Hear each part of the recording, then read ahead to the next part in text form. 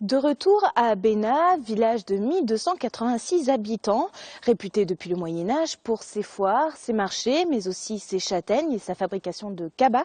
Mais si nous sommes là ce soir, c'est pour parler politique.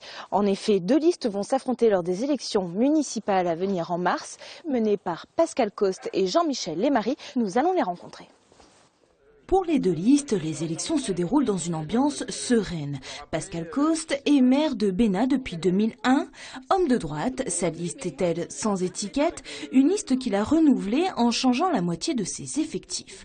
Aux dernières municipales, cet agriculteur de métier avait remporté près de 80% des voix. Une large victoire et plusieurs mandats qui lui ont permis de réaliser beaucoup de projets, nouveaux gymnases, écoles, maisons de santé, entre autres. Alors, Monsieur Coste, vous allez briguer un troisième mandat ici à Bénat. Quels sont les points forts de votre campagne? Les points forts, c'est avant tout la jeunesse, avec la volonté de rendre gratuite la garderie et le périscolaire et d'avoir des encadrants formés et diplômés. D'avoir aussi un gros projet social autour de la perte d'autonomie des personnes âgées pour lutter justement contre cela avec un pas et repas et la mise en place de soins infirmiers de nuit et tout le dispositif qui leur permettra de mieux vieillir à Bénat. Nous allons maintenant à la rencontre de Jean-Michel Lemarie, opposant à Pascal Coste.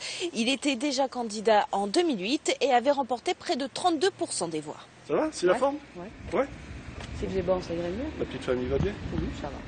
Jean-Michel Lemarie connaît tout le monde dans le village, il y vit depuis une trentaine d'années. Socialiste, sa liste unie pour le développement économique de Bénat est-elle issue de plusieurs sensibilités politiques. Selon lui, le règne de son adversaire arrive à essoufflement, tout comme la ville. Ce technicien du ministère de la Défense tient donc à apporter sa pierre à l'édifice. Parmi ses projets, un établissement caritatif, la création d'un conservatoire, ainsi que d'une zone artisanale et commerciale. Son cheval de bataille, dynamiser la commune. Les projets principaux, donc, il s'agit de cet établissement de convalescence. Qui fait partie d'un ensemble cohérent, c'est-à-dire que nous sommes pour le développement économique.